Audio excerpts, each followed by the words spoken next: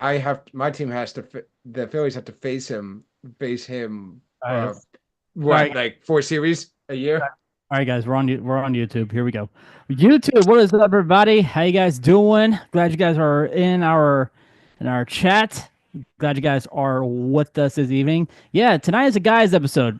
There's no girls. We don't have Mark tonight. We don't have Nicole tonight. We don't even have Jen tonight. So with that being said, guys, it's a guys episode. So we're gonna have some fun tonight. Hopefully, you guys will enjoy this episode as much as we do.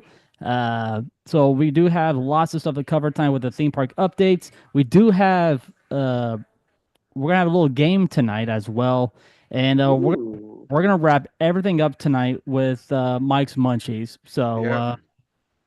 we're gonna have some Like, we're gonna have some fun, and we're gonna actually go ahead and get started. So here we go.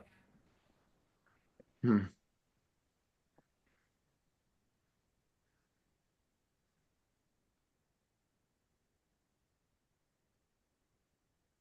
Whoa, whoa, whoa. Stop, stop, stop, stop music. God dang. All right, why are you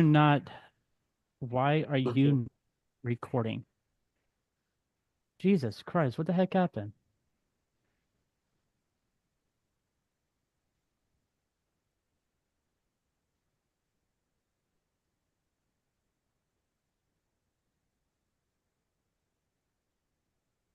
Okay, that was weird. Mic check, mic check, mic check. Yo, yo, yo, yo, yo, yo, yo, yow. Okay, that works. Cool. All right, here we go.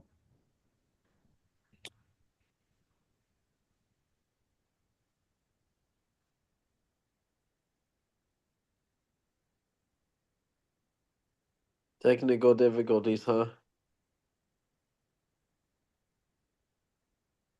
That's right. You guys are listening to Remy's Roundtable, the Florida theme park podcast. What is going on, everybody?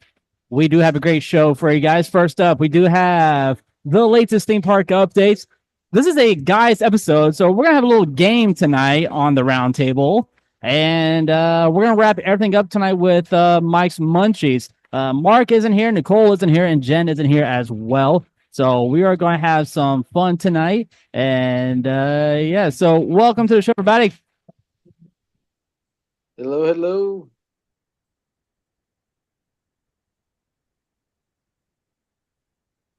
You can reach us at 407-536-7153. If you guys would like to leave us a little holiday message, you guys can. We will play it on the last episode of the year. So if you guys would like to do that, you guys can. That's 407-536-7153. You can follow us on all social media. That's Facebook, Instagram, right there on TikTok as well, where I do stream from the theme parks here in Florida.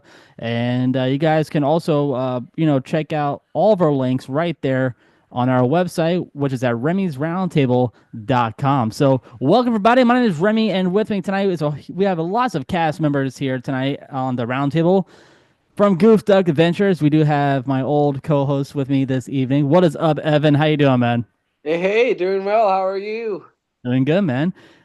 We also have our foodie with us tonight, our theme park foodie, which he's going to do it on Rose and Crown tonight from Epcot. What's up, King Mike? How you doing, man? Tired. I had to work and I rushed home. Oh, boo-hoo, dude. You did 8 hours today. Good for you. 8 hours. I did more than 8 hours today. I also did actually more than that yesterday. Oh, you did what, 10 hours? 12 hours? 10.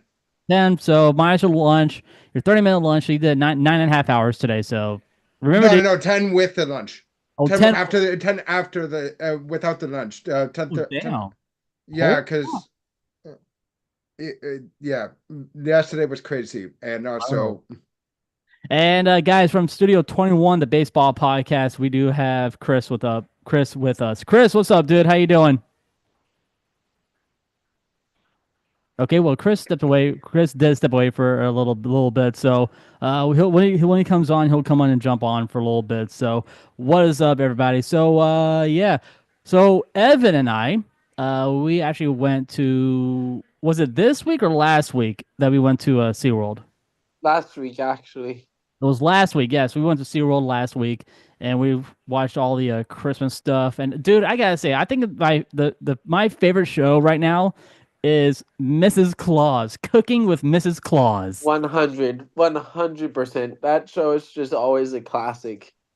It is a classic. It's a classic show, and it's lots of cool little puns and stuff. But it is for little kids, but it's a good show. It's actually a good show for everybody to check out. Absolutely. I think what's really cool about that show is they interpreted it to be like family style. So like anyone can see the show, which I really liked a lot. Yeah, it's a good dude. It's a good show. I mean, no, we didn't do any rides because it was so freaking cold out. Oh, it Mm. was ridiculous. Although we wanted to go on Pipeline, but I'm like, yeah, dude, we're just gonna wait. It's too damn cold out. We're not gonna go on Pipeline. Nope. Mhm. But I tried to. We tried to go on it, We but we did. How cold was it out there? 50. It was Oh, that's 50s, actually pretty 40s. cold. That's pretty Yeah, decently cold. yeah, 50 degrees. But then it kicked up back to 65 when I left, and are you? Oh, that must have I'm like, sucked. That would have been perfect to go. are you fucking kidding me? You jumped right back from 50 to 65? Like, what Just the? a significant. I'm like, really? Like, I went to my car and I saw 65 degrees, and I was just driving on the way home, and I'm like, are you fucking kidding me? This has been perfect weather to go back on to go on a roller coaster. I'm like, you gotta be kidding me, man. Like, Well, Mm. you, really? well, you know Uh, what's so funny is when we tried to go on, the ride went down. Yeah, the ride did go down uh, for about what like 10 minutes, because we the wait time was what, 15 minutes when we went to a Pipeline. So we waited there for about one cycle, so say 5 minutes, and then we waited an additional 10, so like 15 minutes. And then as we were walking out, the ride went back up and we heard people screaming and we were like, gosh darn, and we'll wait later. And then it got colder and colder and we were like, no, absolutely not. We're like, no, forget it. We are not going to go on it. It's too damn cold. We're not going to go back on Pipeline. We try to go back, and I'm like, oh, yeah, that's not gonna work. That's not gonna work out for us. So, no, thank you. We'll probably go on Pipeline again once the weather gets back up to a normal Florida weather, like 70s, 80-degree weather. That's like perfect theme park weather, right, mhm. guys. Oh, It 100. it is perfect. It's just I love it. It's just great, perfect weather. So there we go. All right, guys. So we're gonna get you to jump right into it. We're not doing the theme park updates just yet. Chris, if you're there, man, cool. But we do have Evan and Mike tonight. So guys, we're actually gonna play a little game tonight. All right. So I picked out. We're gonna talk about now.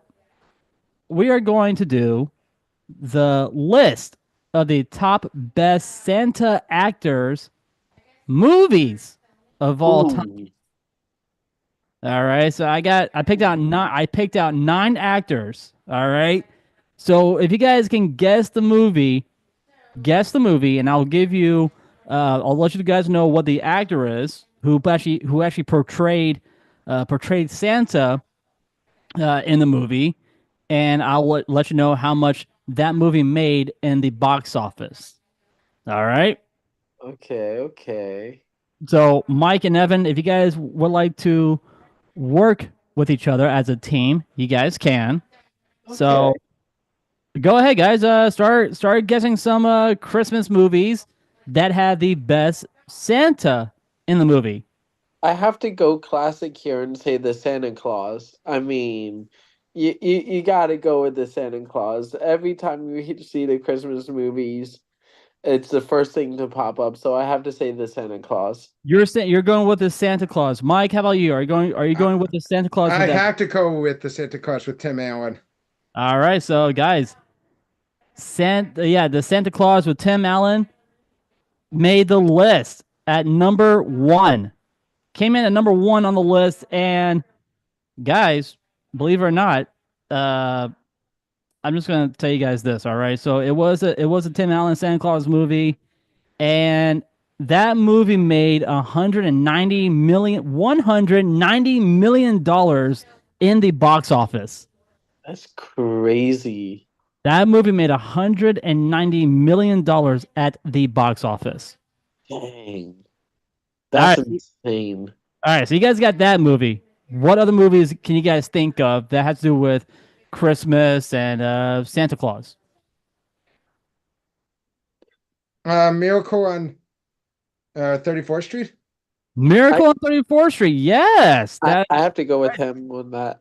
that's right, dude. So which one? Which one? 1947 or 1994? I would go with 1994, 94 would probably be. yeah.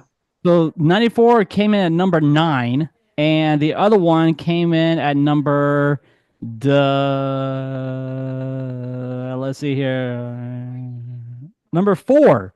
So we'll start with number 4 first. All right. So we got Edmund Gwynn in Miracle on 34th Street. That was back in 1947. That movie made $1,800 at the box office.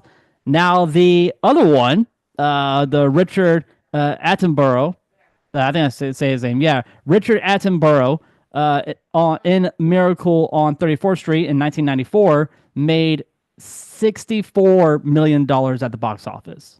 That's crazy. So you guys got those two movies. You guys got those two movies as well. So, Chris, we're talking about the best Santa actors in these movies. So far, Evan and Mike, they guessed Tim Allen in the Santa Claus, and they also have Richard Attenborough from Miracle on 34th Street and Edmund Gwynn from Miracle on 34th Street, the 1947 movie.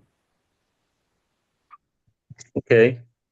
So I want you guys to work as a team and try to think of what other Christmas movies had the best Santa actor in that movie.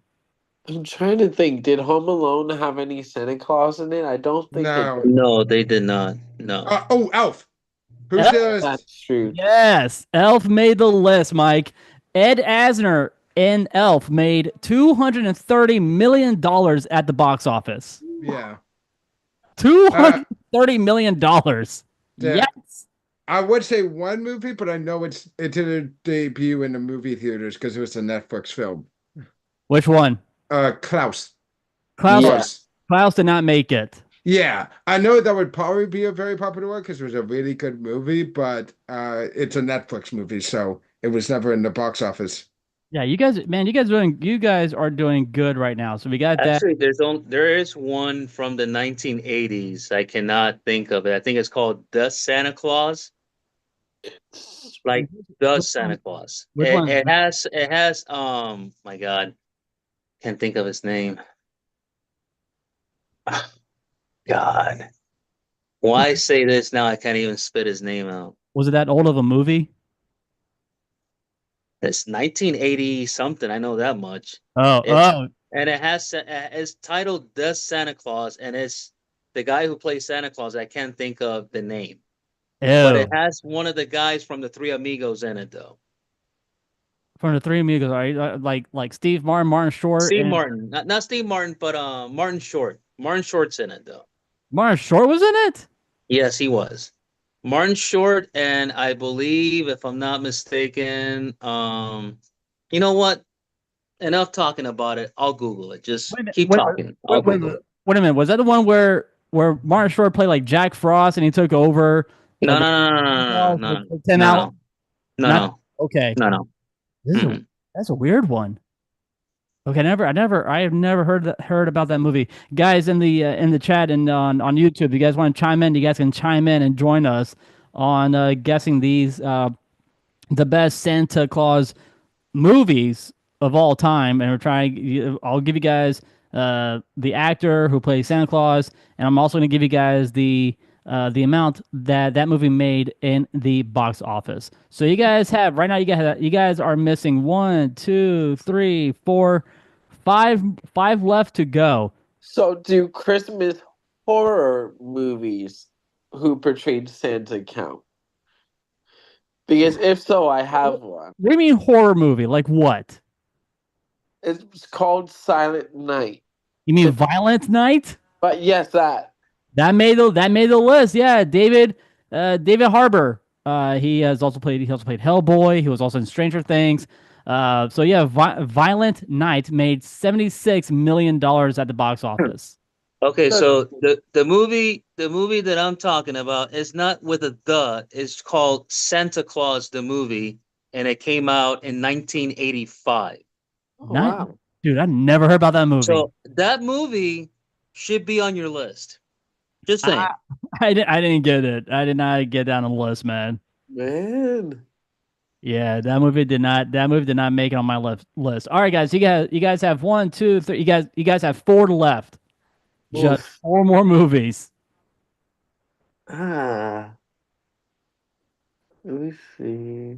All right, I'm gonna give you guys some hints from this movie. All right, for the rest of these movies. So the first one is a stoner movie.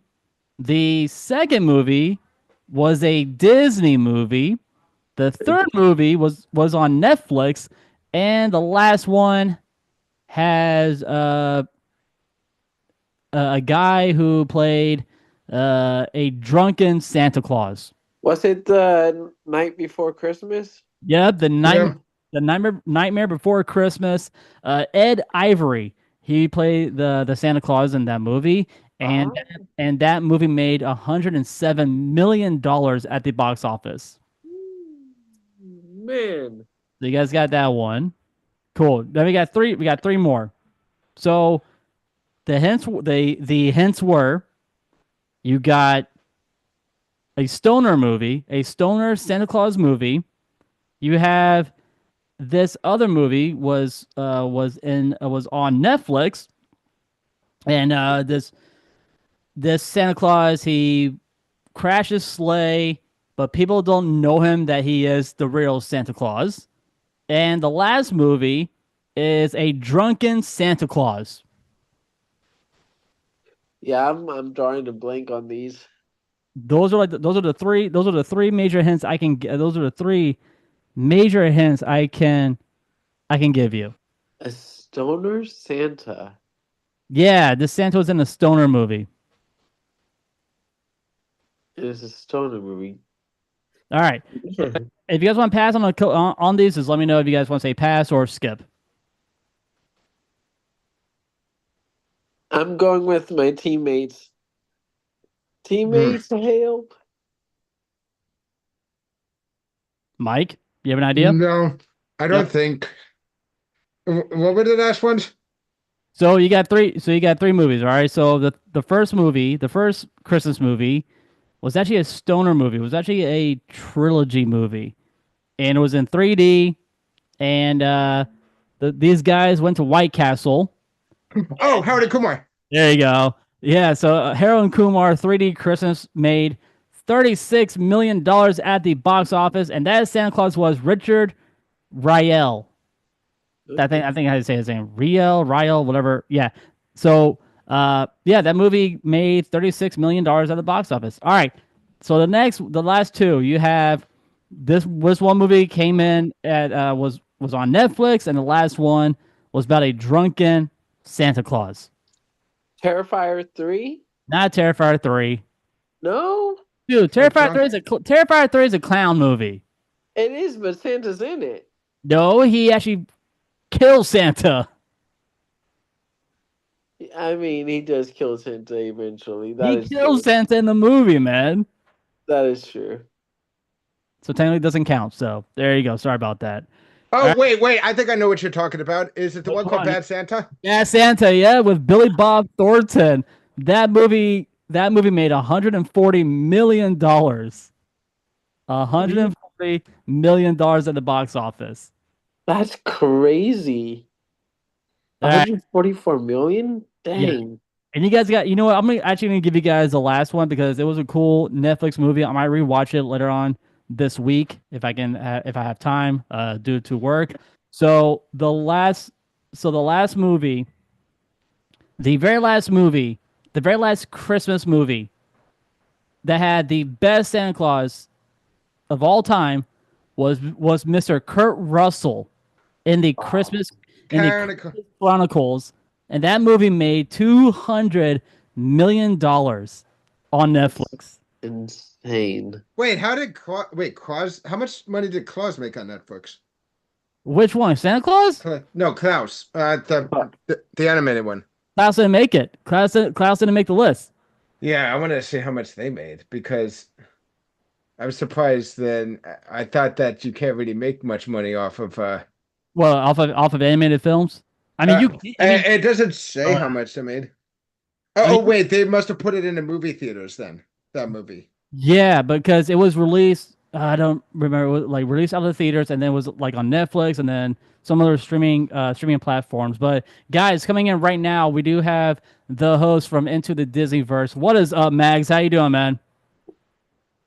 Well, hello there. Hello there. Hello. Hello, hello. Happy holiday. Today is Happy actually a holidays, pretty buddy. exciting holiday. Yeah, looking Yeah. forward to it. Yeah. All right, guys. Today it is Worldwide Candle Lighting Day. Candlelight Day. It's also Dewey Decimal System Day. Mm-hmm. Festival for the Souls of Dead Whales. Human Rights Day. And International Animal Rights Day. So Wow. Human Rights Day, International Animal Rights Day. Okay, cool. And Iraq Victory Day. Okay, Iraq Victory Day. All right, guys. Let's jump right into it. It is now time for the latest theme park updates. All right, so we are starting off strong over in Tampa Bay. So Tampa Bay Busch Gardens owes contractors more than $3 million to construct a brand new attraction at Busch Gardens this year. Next year in 2025. Local contractors say Busch Gardens and its parent company, United Parks and Resorts, which is, SeaWorld and Sesame Street and the other theme parks that has to do with United Parks and Resorts, still need to pay $3 million to construct this brand new attraction, which is they didn't really say which ride it's going to be, but it's going to be a new family attraction. But they still need to pay this $3 million in order to start construction for next year. Frederick Watkins should have paid for demolition service and the construction of a new attraction, which concluded in September. So if you guys don't remember, back in September, Scorpion closed in September at Tampa Bay Busch Gardens. So that was like one of the coolest roller coasters to go on over at Busch Gardens in Tampa. And now, Evan, you went on that attraction, right? Scorpion? I grew up on that coaster, man. That was the first coaster I ever rode. I remember riding it as a young boy all the way to adulthood, so it was sad to see it go for sure. Chris, did you have a chance to go on Scorpion at Busch Gardens? Oh yeah, I did. God, that rusty, track. It made you feel like that track's going to collapse, like it's going to break because all the old rust. And I'm like, is this ride still safe to go on? So I went on it like 4 or 5 times. I'm like, yeah, this ride is still good, but damn, it's just a classic attraction. Makes you feel like you're a final destination in riding that ride, though. Good God. Oh jeez. Like you're predicting you're gonna fall off, the cars are gonna fly out, the track is about to crack and fall. Yeah. That was a scary ride. But it was so good though. Speaking of final destinations, I actually have a comment about Remy's Roundtable here, Remy. What's up, dude? So, very interesting. Noting here who's on the show tonight. You have 4 generations of dangerous co-hosts on tonight. I do. You've got Evan, Christian or C Money, myself, and Mike. None of us have been the dangerous co-host on Remy's Roundtable at the same time, but all 4 of us have been the co-host of Remy's Roundtable at some point. 4 of you guys, yeah. That is interesting. I like that. That's very interesting. Mike, did you have a chance to go to Tampa Bay Busch Gardens like on a vacation, and did you have a chance to go on Scorpion? I actually have. I actually have gone on it. Mind you, this was a while ago. Like how long ago, buddy? I don't know. How old is Scorpion? More than 10 years? How old is Scorpion again? Scorpion's no longer at Busch Gardens. So, Yeah, yeah, so it's I gotta be think it had to be more than 10 years. yeah. So I think it might have been. okay.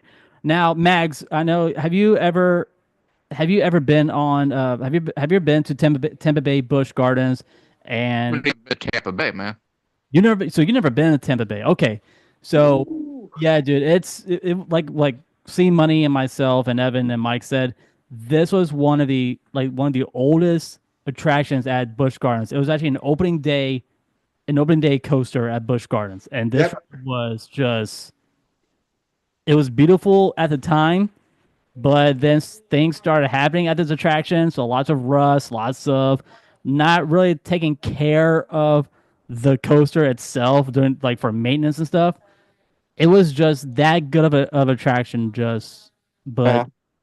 it was just bad with all the rust and whatnot. So back to that attraction. So yeah, like I said, in September, that's when it closed. Both contractors declined to comment on the filings. Also, United Parks and Resorts has yet to respond to requests for comments.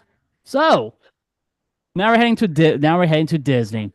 Disney Plus is now on all of the TVs at all the Disney resorts here in Florida. So Wow. so if you guys are staying at any of the resorts here in Florida, any of the Disney resorts, you guys are available to watch anything on Disney Plus inside of your room. So that is a big perk. Now, what I don't understand is that how come Disney didn't do this sooner? That is my question. How come Disney did not do this sooner?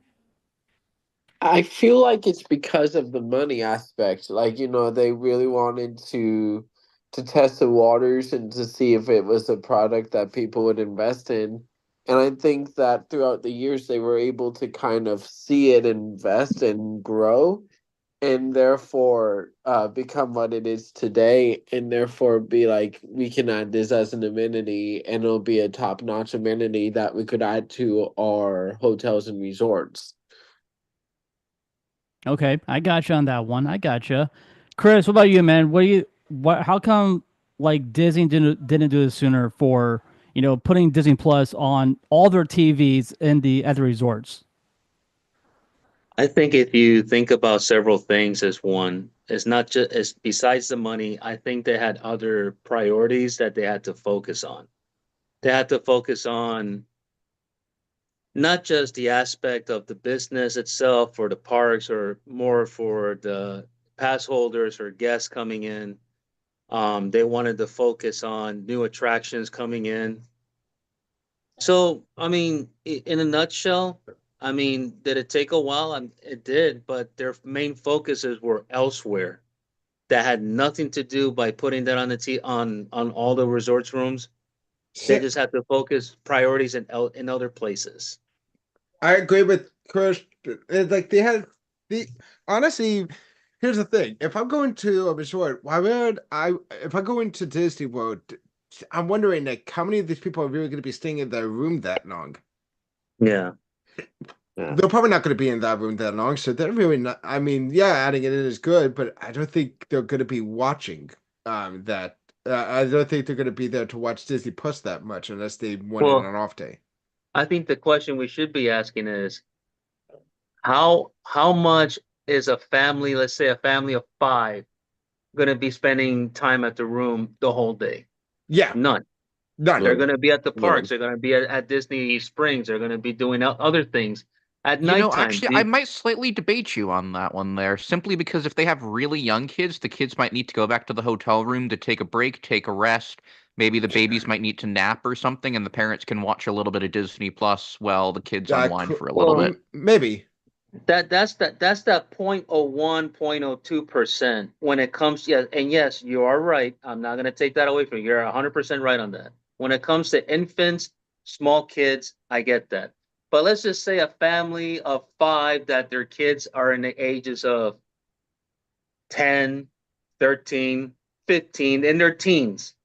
Yeah. They're not going to be in the hotel room the whole day. They're going to be out and about enjoying the day. So by the time they come back, they can unwind. And then, yeah, they can sit down and watch, Disney Plus for a little bit, but it's not going to be a matter of 3 or 4 hours straight. It's going to be maybe an hour or so, maybe 40 minutes, and then lights out, go to bed early, wake up early for the next park or whatever venture they're going to do the next day. I can agree with that.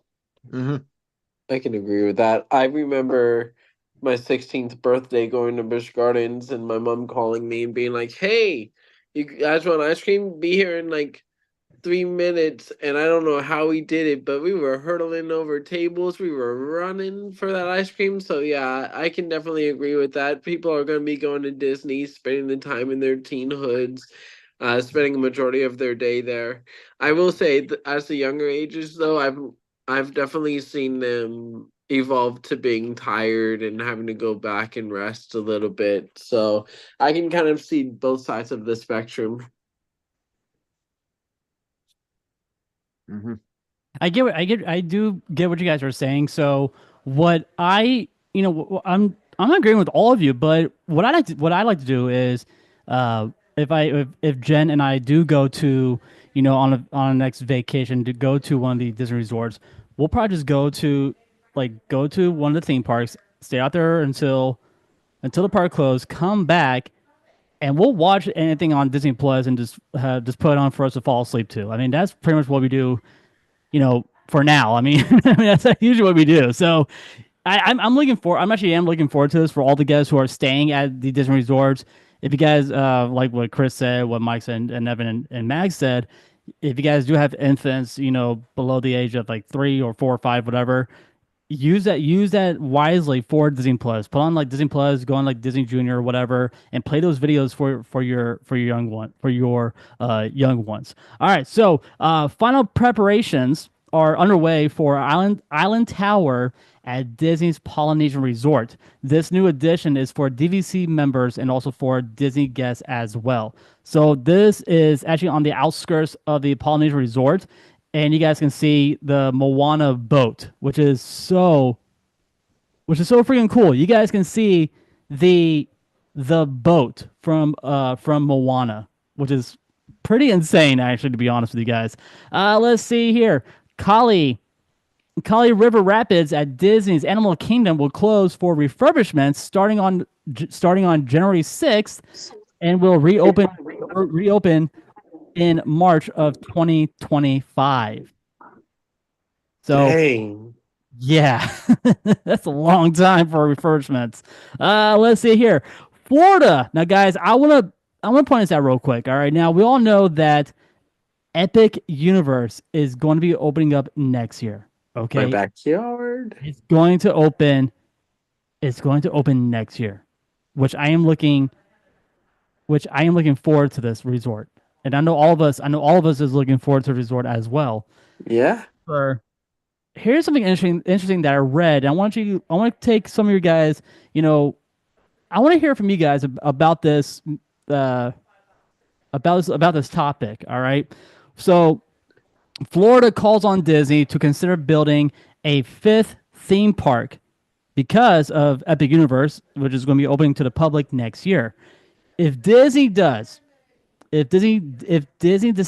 to build a fifth theme park, it could play a crucial role in maintaining market dominance and elevating the overcrowding that frequently existing in all the other parks, so like Animal Kingdom, MGM, Epcot, and Disney's Magic Kingdom as well. So let's think about that real quick. So I completely disagree.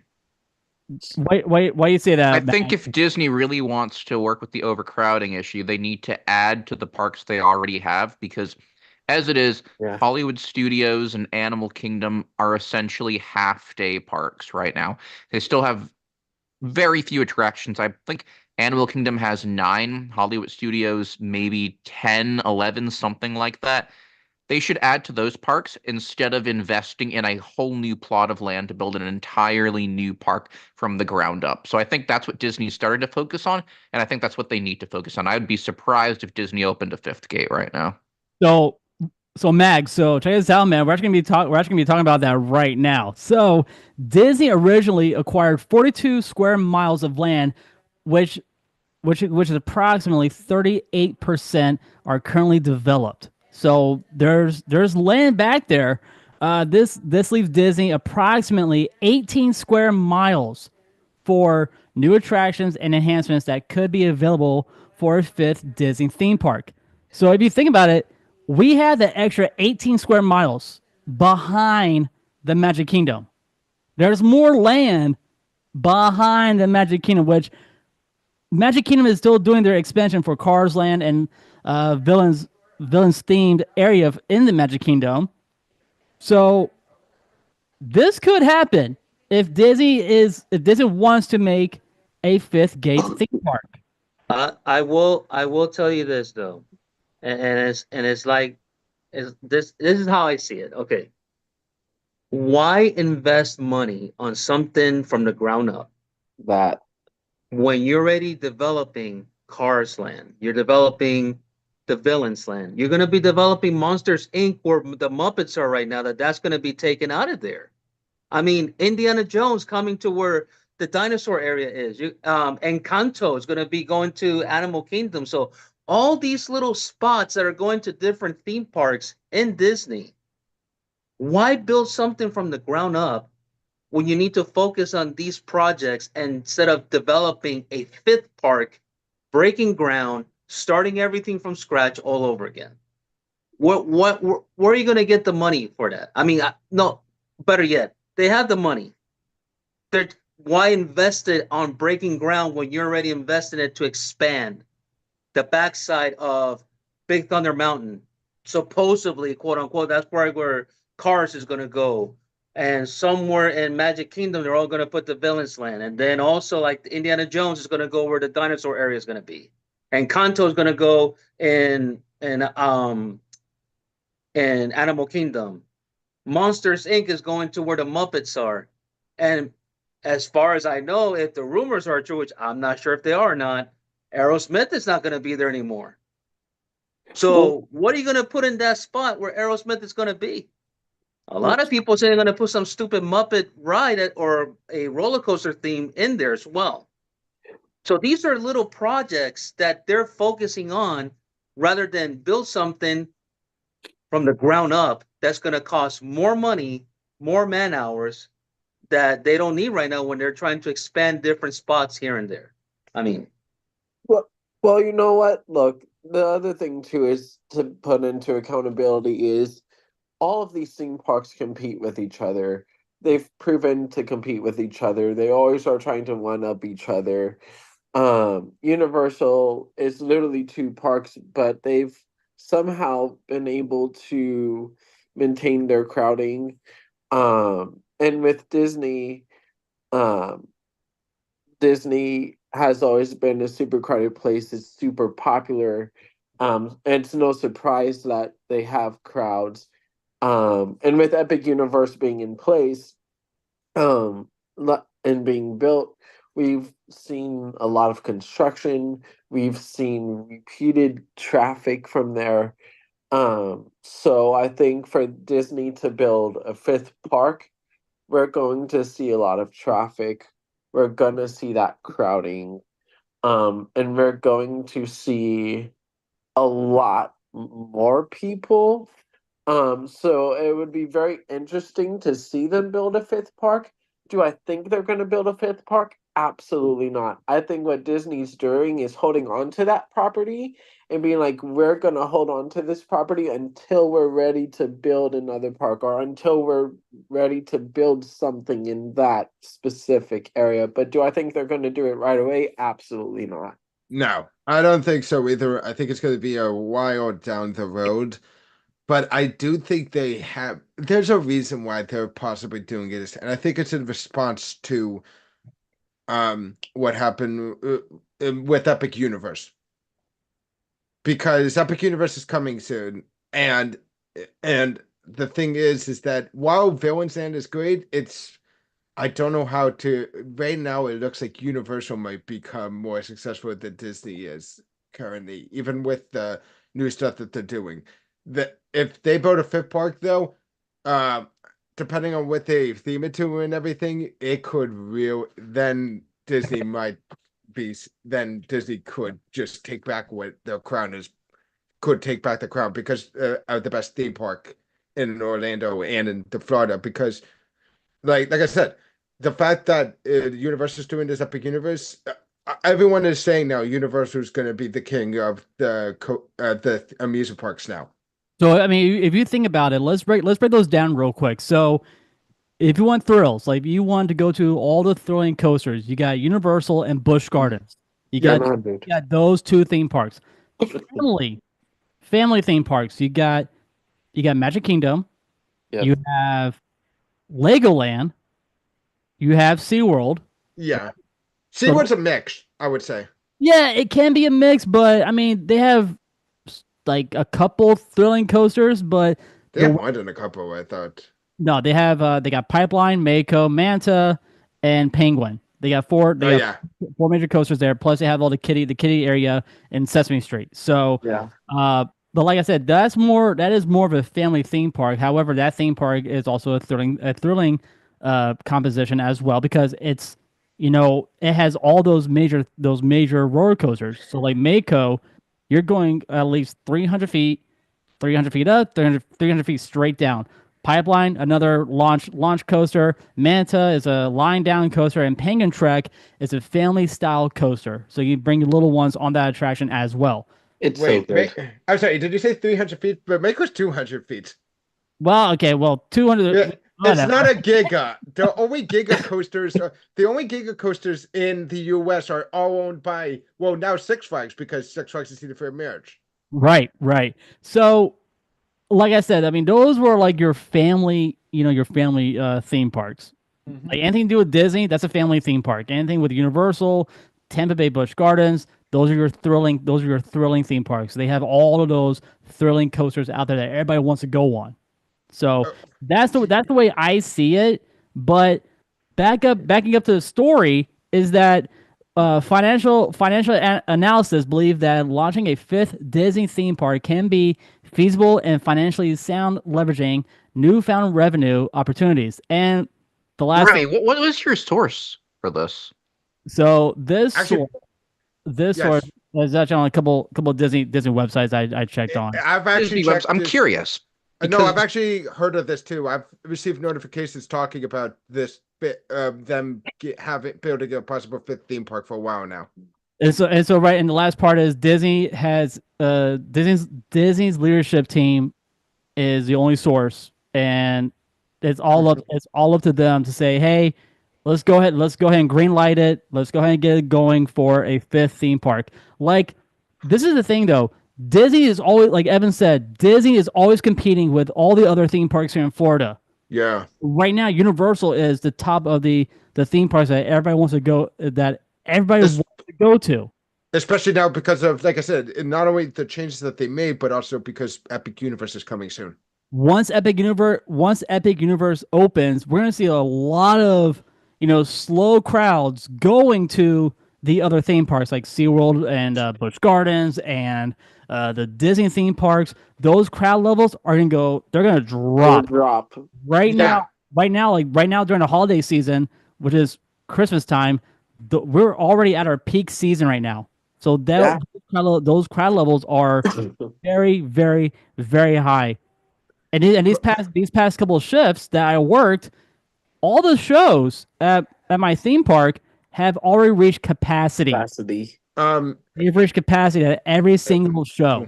If I had to say one thing, I feel like once Epic Universe comes out, I feel like for the next, how many years do you think it'll be until it starts getting back to normal levels? It's going to be more than one, I think. I'll give it 4 years. Yeah, probably 4 years, which means Disney, like I said, Disney might decide to go in and build a fifth theme park in that time because if they do, because 4 years, Universal's going to be taking the crown. You know what? Let's make it 5 years. Let's wait until 2030. Once 2030. I don't know.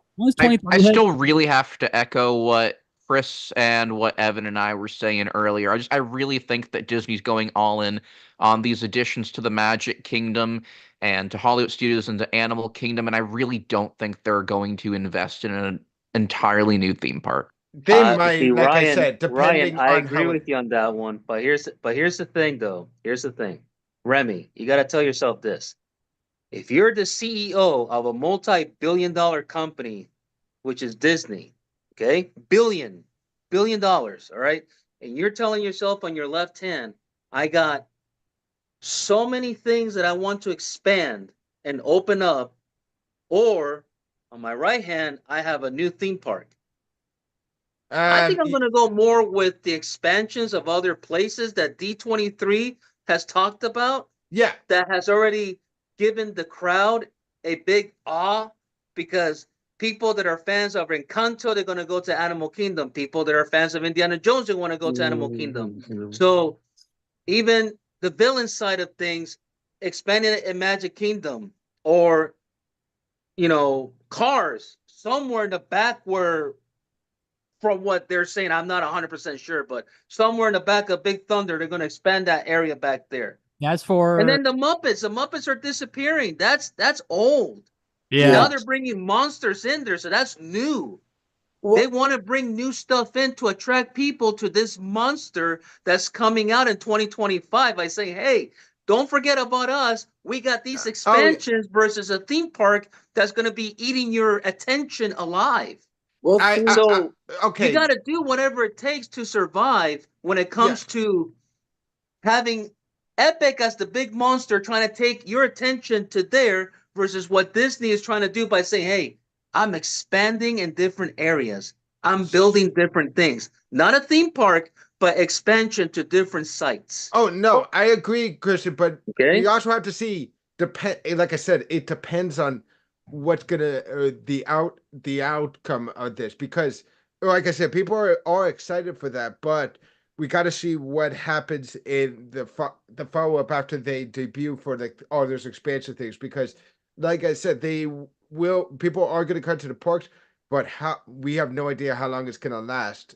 And so depending on how it goes, if Epic Universe, say like when they initially do all those expansions and they open up, people will flock to them, but we have to see how long they will continue to flock to them, or because if they continue to go to them for a while, then yeah, they might not. It'll be a while till they do a fifth one.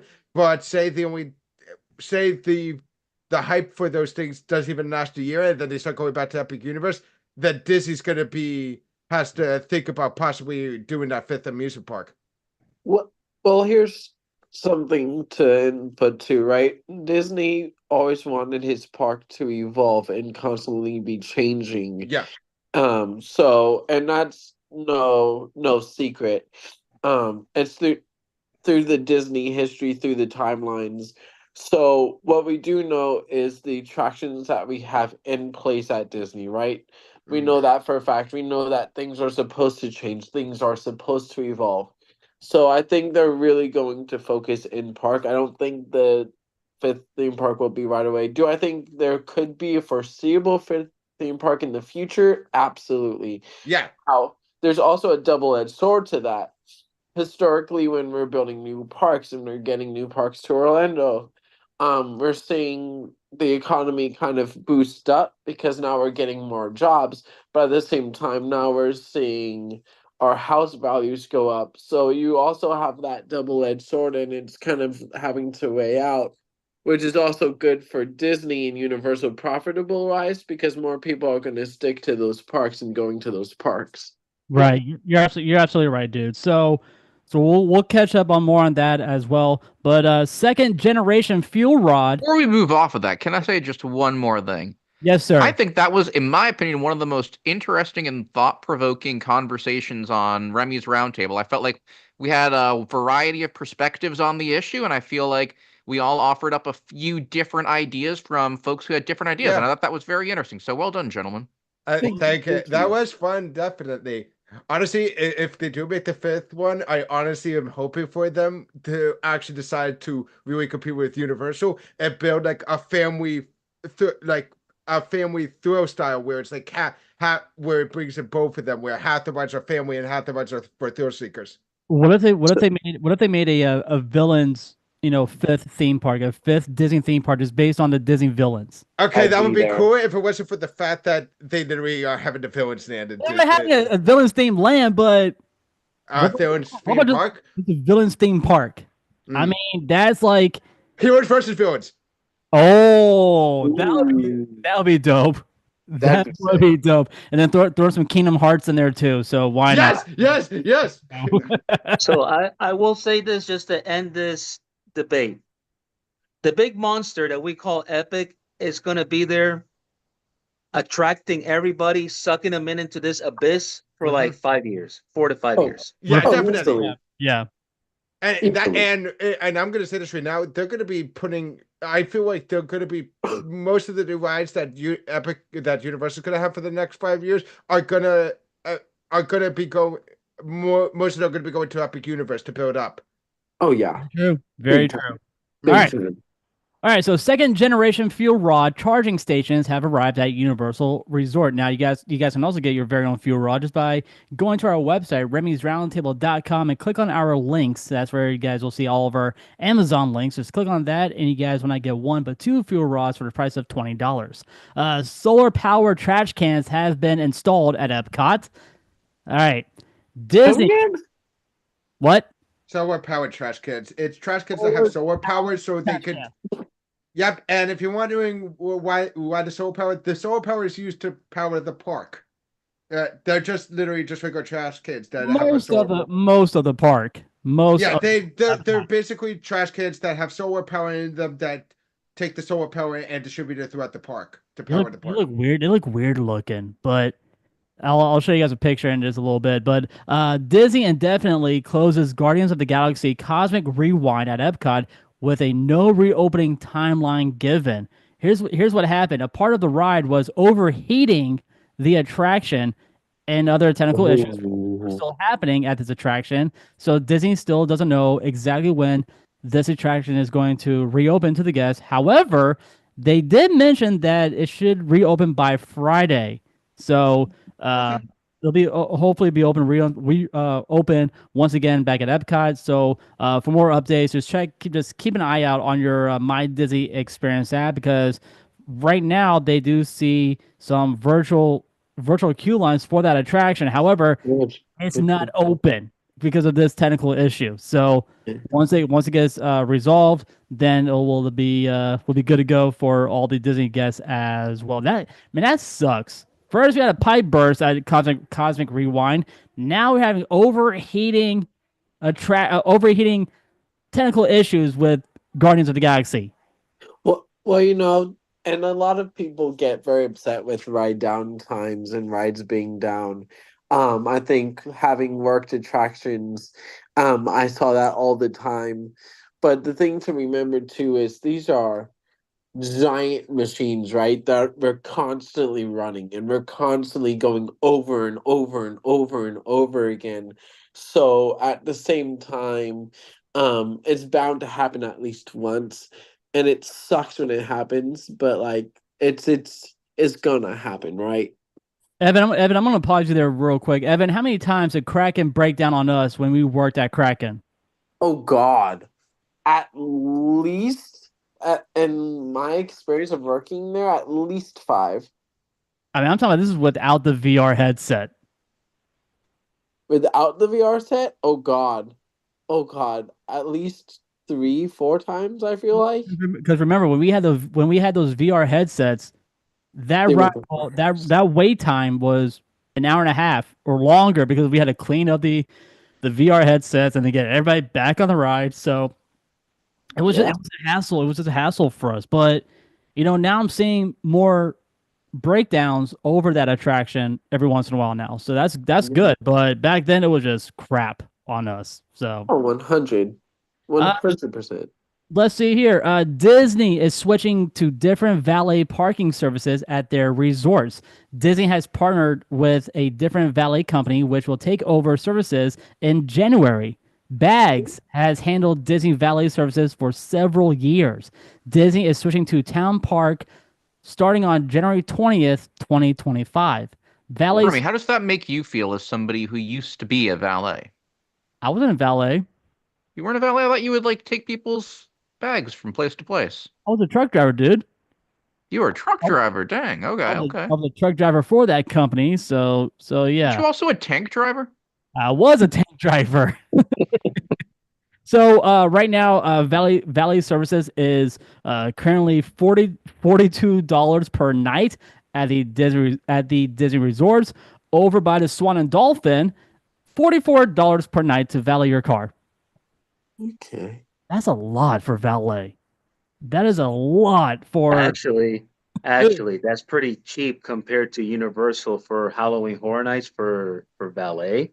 Oh, it's ridiculous at Halloween Horror Nights at Let me tell you Universal. what, and that is with that's without the help of my friend Michael, or as I call him, Uncle Fester, that works there because for some reason they never gave employees discounts at valet anymore. So I had to suck up a bill of $120 Damn. for valet at HHN this past year. I'll tell you That's what, rough. when I That worked was rough. guest services over there, we got that complaint all the time about valet and how expensive it was. And like it sucked. It sucked a lot. And I feel like and any way they can make their money off of parking, they're going to do it. Like I've Yeah. kind of learned that the hard way. Valet especially. And I feel bad for the valet people because those people really rely on tips more so than they do on their hourly income. Yeah. And it's a rough spot to be in. Absolutely, dude. Absolutely. It is. So like I said, that's a lot for the Disney valets at their hotels per night. So yeah. Speaking about Universal, Universal Orlando announces first ever specialty license plate collaborating with Give Kids the World. You can get this license plate for $33 plus your state fees as well. So any Florida state fees, you can get it for $33. And lastly, Coca-Cola Refresh reopens after refurbishments at Universal Studios. All right, so 407-536-7153. That is how you guys can reach us, and you can leave us a holiday message. And if you would like, if you guys like to, we will play it right here on the next episode of Remy's Roundtable. The latest theme park updates have been brought to you by our good friends over at the Magic Candle Company. It's almost Christmas time. It's right around the corner, so why not go get a candle for your friend or for your family members, and make sure to use our code Roundtable 19 at checkout for your holiday discount. All right, guys. Well, it's almost time for us to wrap up the program tonight. You know what? Let's get right into it. It is now time for Mike's Munchies. All right, Mike. So, where in the hell are we going, man? Well, you said it earlier, but we are going to Epcot to Rose and Crown. Yeah, Rose and Crown. So, this is actually a very small dinner menu, I gotta say right now. There's not much you could do. So for How small is it, dude? let's just say this: 2 desserts, 2 appetizers, and 4 entrees. Oh, Four entrees, 2 appetizers, and 2 desserts, plus your drinks, because there's a certain drink on there I do enjoy a lot. It is Okay, what is that one? snake bite. The snake bite. Let me see where that is. The beer is a beer and a cider mixed together. Okay. So, yeah, for some reason it's not saying that here. Hang on. So Wait. Here's snake bite imperial pint, half There cider you and half go. harp lager. there you go, buddy. That's like one of my favorite drinks to get out there. 11.50. God. Yep, it is 11.50. So I definitely get that. Though I will say that they do have a um. Do also have, I think it might be, no, I was gonna say it seems like it would be a drink for that would you would have for a holiday one, but it's literally called cider and fireball. Cider and fireball, dude. That sounds good too. Yeah, but All right, Mike. So what drink? What drink are you Oh, getting? Joe, snake bite. Half And cider how, and half. and how much is a snake bite again? 11.50. 11.50 for a snake bite. Wow. Okay. All right, buddy. So now we got your drink. So let's head over to those two appetizers. Now, So which one are you getting, or are you skipping the appetizer and going straight to an entree? no, I'm gonna. Mind you, like I said, you could add this to. I'm gonna put down the appetizer to say the least. I will talk about the appetizer, the entree, dessert because it's not. So there are two appetizers. The cheaper one is called the Coronation Salad, and that's $13. And it's a crisp salad with madras dressing on top of a crunchy grain cracker. But I'm going with the Scotch egg, which is $15. Damn, $15 for Scotch egg. Yes, Crap. Okay. fortified hard-boiled cage-free egg wrapped in sausage with mustard sauce. So Oh, good. thank goodness. I I thought it was just an egg with Scotch tape on it. no. Oh, Hey, ew. Christian, I guess you don't like Scotch eggs, do you? No, no, no, no, no. Hold on, hold on, hold on. It's not that I don't like it. It's the price that I don't like. Go 15 on. bucks, yeah. It's Yeah, Disney. It's $15. Disney. I get it. I get But it. during Food and Wine Fest, you can actually get the Scotch egg over there cheaper, just a little Yeah. cheaper. Oh, So just a tad cheaper on that. Yeah, Oh. okay. So now there are two dishes here that are people. Now, here's the funny thing. Now, there's four entrees. First one I will talk about is, well, actually, I'm going to talk about one of them. One of them is the fish and chips, which is their signature dish. Yes, it is. And it's beer batter served with tartar sauce. Now, here's the thing. It is definitely a really good dish, but people also think it's a little bit overrated because they said, because some people have a problem with the batter. Like when it's fried, it seems like it's a little bit too flake, Too butter, much. too flaky, and Yeah, too flaky. But they say the tartar sauce is amazing. well, I mean, if the fish is too flaky, that means they put in the deep fryer way too long and it falls right off. So Yeah, yeah. Also, they say it's like it's a lot of breading. They say, or a lot of the beer batter. They saying it's like really thick. I mean, some beer batters can be thick. Yeah, but otherwise they say it's still a good dish, and they say the tartar sauce is amazing. But here's the two that people love to talk about. One is actually a vegan dish, a savory impossible hot pot, which this one actually might be one that Nicole would like because apparently people say it's like it's possibly one of the best vegan dishes you could get there, kind of Disney. oh, But I'm going with one that people say is the true best dish, the Hold bangers on. and mash. Bangers, yes. man, I thought you were gonna go with the shepherd's pie, man. Shepherd's my pie nickname is in high still school. very good, but people say that people think that it's too small for how much they charge. Oh my gosh! All right, so how much is bangers and mash? No, the bangers and mash is $28. $28? Holy Yeah. crap! Whoa, whoa, whoa, whoa, whoa. You don't say, wow, $28? Hey, that's cheap compared to Raglan Road for $38 Oh yeah, for bangers and mash. I good mean, point. that's cheap compared to Raglan Road. I mean, just saying. Wait, Go how much? on, go Wait, on. how much is bangers and mash over at Finnegan's over at Universal? Oh, I don't remember that. I'm trying to think of I that. don't know. I think it was more. I think it was more over at Finnegan's over at But you know what's Bangers the and good mash, thing about Finnegan's? You get that soda bread. That soda bread's Yes. amazing. Oh, Yes. it's just So Finnegan's, all right, I'm pulling up the Finnegan's one. So I know they had I know they had bangers and mash there too. Well, They the thing, do. They do. the thing though is you have to break down the pricing, right? Goes based off of the kitchen, the freshness of the food, the ingredients, and the portion size you're getting.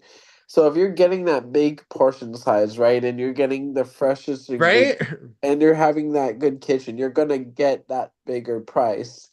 Okay, so Finnegan's Suppose banger if and Remy the were to make it in honor of Mark here, it would be the driest food ever, so it would be a lot cheaper. so the Finnegan's banger and mash is actually $7 cheaper than the one at Rosy Crown. Or Really? $6 cheaper. It's $21.95. Damn. Hey. Okay. All right, now, Remy, can you allow me to share my screen? Dude, you're good. You can share. Okay, so I'm gonna show you how each one of the three that people talked about. So this is the fish and chips. All right, let's see the fish and chips real quick. So that's what the fish and chips looks like. Ooh, okay. But yeah, look at the fish. See how small the fish is compared to how much bread, how much That's way too much. Oh my god. That's way too much breading. yeah, I know. That's what I'm That's more saying. batter than fish itself. I mean, Yeah, that's why people say, but they say the tartar sauce is still one of the best things. Hey, Mike, go back up real quick go back up to the fish and chips. I was actually reading that real quick. So it says here, the Rosen Crown fish had a thicker breading and smaller pieces of fish. It doesn't really say which fish is it. Is it a cod? it's cod. They use codfish. Yes, it does use. They use cod. Yeah, they use most places use cod. I was gonna say I thought it was tilapia for No one would use tilapia. No, not on fish and chips. No, It's always Oh man. it's always paddock or cod. Yeah, haddock or cod. Yes, she's right. Haddock or cod. You're right. so yeah, but yeah, they said the tartar sauce really put this dish together. The tartar sauce there, people say is amazing. See if I got fish and chips, I would just dip my fries in the tartar sauce and just Yeah, have like a nice butter, something for the fish instead. Like put some lime, but I'm not lime. Put some If lemon. that's the shepherd's pie, that looks pretty damn good, though. That looks that's the hot pot. That's the impossible dish, the vegan dish. Really? okay. That looks Yeah. like shepherd's pie. That looks amazing. Wow. It does. Mhm. People and look, it's just this dish was a winner. Wow. And this is the bangers and mash. Bangers and Okay, mash. bangers and mash is Oh, $23. okay. All right. Yes, and yes, it comes with mind you, this was like a year ago, but yeah, it's like $2 more. But traditional English sausage with cold cannon potatoes, mushrooms, onion, and red wine demi sauce. Okay. All right, now Mike, we got your desserts. Hold on, go back to the But menu. yes, that is what it. Yeah, it's a really good thing. Now dessert. Go You back. know which one I'm going with, right? You're gonna the toffee pudding. Yep, and here. Okay, so that was a different one. That's the toffee pudding. Oh wow. Okay. That is the toffee pudding. This was a dessert. Yeah, what people said was that's by the way, that's a shepherd's pie. That's why I'm saying people say it's way too much money. That's how small it is. Absolutely not. I would not pay full No price way. for that. No, All right, Mike. All right, Mike. So we have your total. We actually have your have your no tax right now. So right now, without tax, your total is $64 with tax. okay. With tax, Plus 20% gratuity. we're gonna give him 20. We're gonna give him 25. We're gonna give him 25. Okay. This is a really good place. People say definitely go here. 25 there. Mike, your grand total for Raglan, I'm sorry, for Rose and Crown at Epcot came out to be $85. Okay. That is your grand total for the Rose and Crown. Now, if you were let's say if you were an annual pass holder, so with our 15% 10%. 15% discount. No, it's 10%. It's not 50%. Whoops. Sorry, hold on. Yeah. 10%. Massive on that. 10% with the 10% discount. $77 for one person at Rose and Crown. That's not bad. That's not bad. Pretty good, though. No, Not bad at all. But you're getting all of it. You're getting the drink, the appetizer, the entree, and dessert. You're getting all four items for over at the Rose and Crown. Now, when Chris and I went to Epcot, we went straight to Germany and got a Schaffenhausen. And nice. that's the best grapefruit beer there. Oh, and it's on draft too. And It is so good. Which is, you know what's funny though? Publix carries a 6-pack for almost $18. That's how much it costs at Publix. I'm like, damn. I know. That's not bad for Schaffenhausen. What do you mean it's not bad? For a 6-pack, it's $18. I can get a Heineken 18-pack for almost that price. Are you kidding me? You know, That's just expensive. I'm gonna be the odd man out here. And I'm just gonna say I tried the grapefruit beer and I was not a fan. You were not a fan of it? I was not a fan. Wow. Ryan, how about you, man? Are you a fan of the grapefruit beer, the Schaffenhausen? can't say I've ever had it. I still think I'm in shock though that Remy, you not only pay too much for white shirts, but you pay too much for beer too. Yeah, that was my bad. I shouldn't have done that. I've been paid $65 for. Ryan, Didn't he's you got once that pay boot. $50 for like a white collared shirt? Yeah, it was 50. My bad. Sorry, what were you saying, Chris? No, saying that he's got that bougie money, so he can spend it on whatever he wants, bro. Hey. Remember, Ryan, if he had $1,000,000, what he would spend it on. Yeah, Halloween. now Remy's making that Chick-fil-A money, so he's spending it on the grapefruit beer. That's I'm true. telling you. That's true. I can make that money. So there we go. Mike, thank you so much for Mike's Munchies. Now, dude, we have our last episode next week on December 17th. Yeah. So tell us, Your man, last episode? the last episode of the year. The very Oh, last. I thought you meant ever. I was like, oh my God, Whoa, what? God, no. Ryan was like, "What? No, No." no. So, so, so, Mike, our last episode of the year will be on December 17th. Where are we going, man? We're actually, specifically, we're going to a theme park. We're going to Epcot because since we're not doing Christmas, how about we talk about the new holiday Epcot festival, holiday kitchen festival that they have there? Yeah, I'm down with that, man. Yeah, I'm yeah, down the with that. festival, Epcot International Festival of the Holidays. They always Okay. do this every year for Chris. They always do this every year, and I felt like this is the best time to talk about it to end the year because they did that on December 30th. But yeah, they have a whole festival dedicated to Christmas food and stuff. They have like all these stores over there. Dude, sounds good. I cannot wait to try all those food items out. And yeah, so guys, December 17th will be our last episode of the year to knock out 2024 in the ass, and we'll bring in 2025. So we're looking forward to this. And and also, guys, we may have a little trivia game with our very own tour guide Ryan, a little Christmas trivia with him. So we're all looking forward to that as well. So speaking about mags, Ryan, what is coming up next on Into the Disneyverse?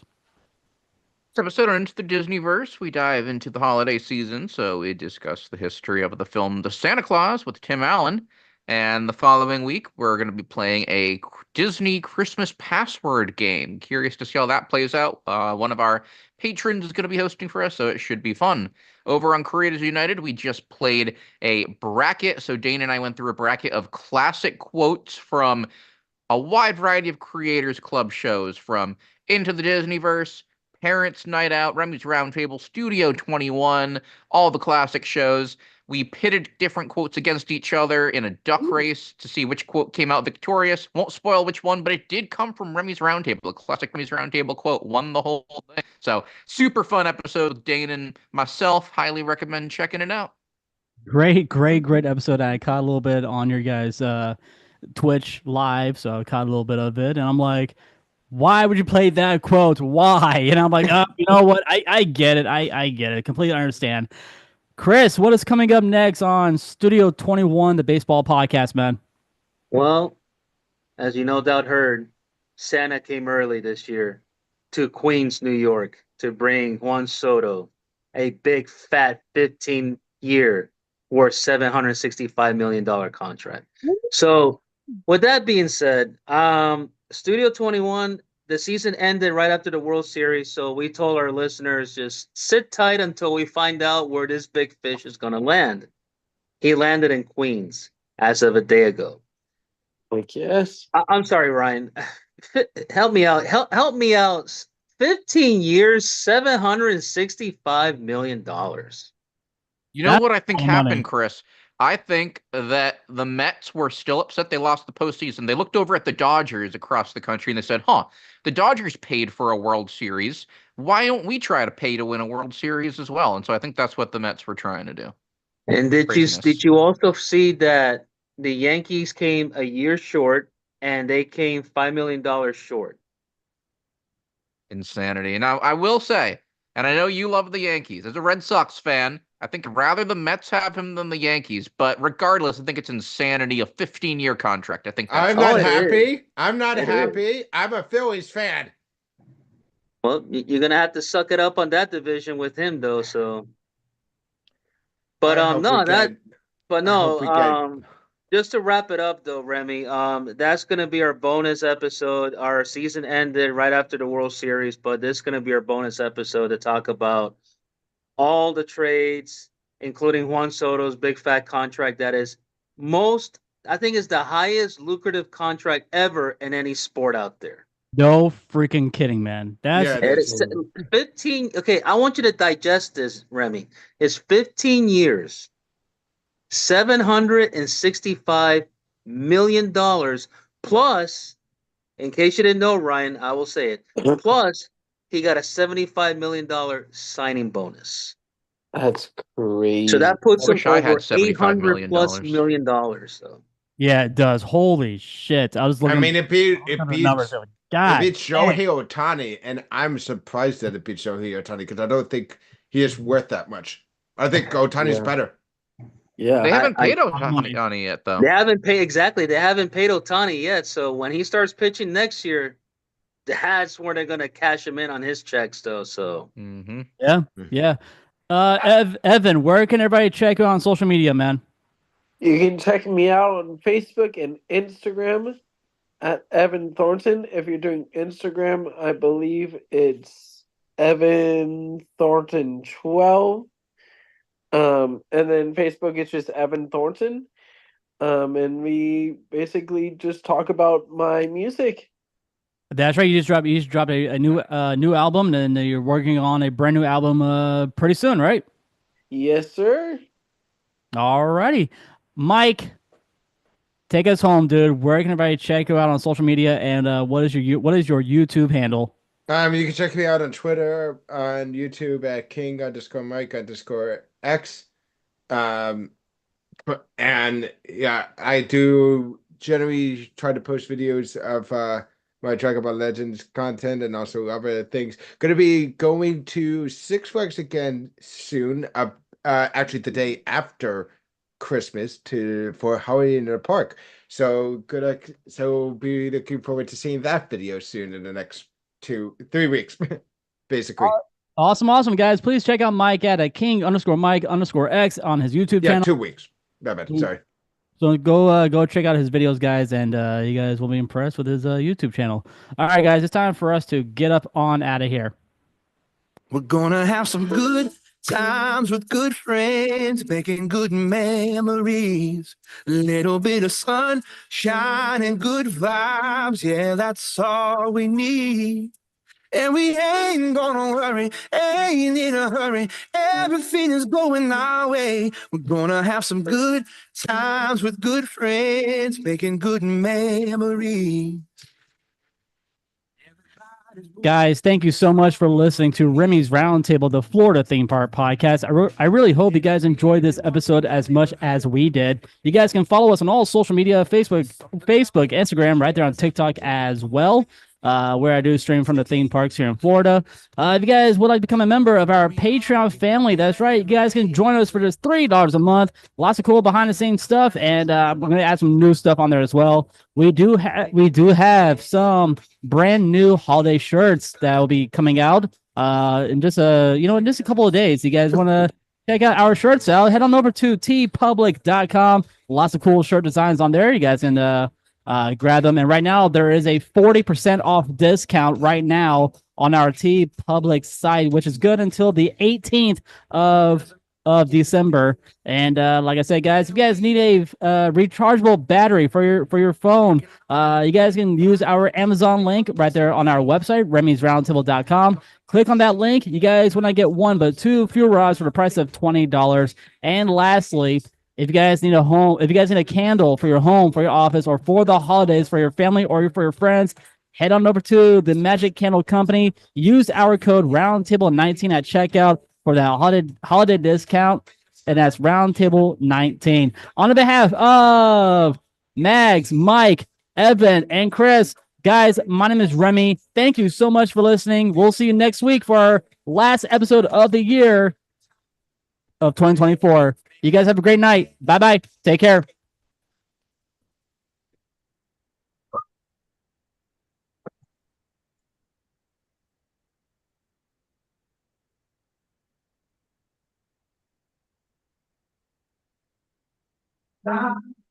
Friends. I'm talking good times, good friends. Oh, you know we're gonna have good times, good friends, making good memories. Okay. All right, YouTube guys. Good night. We'll see you guys next week for our last episode of the year, which will be on December 17th. It should be on, which we all should be on by 8:15, and we're gonna have some cool stuff planned out for you guys for our last episode of the year for 2024. We're gonna kick it in the ass for the last episode, and we're gonna bring in 2025 on January 7th, and that is going to be our next episode for the Roundtable. So, on that, guys, on behalf of Mags, Evan, Chris, and Mike, guys, my name is Remy. You guys have a great night.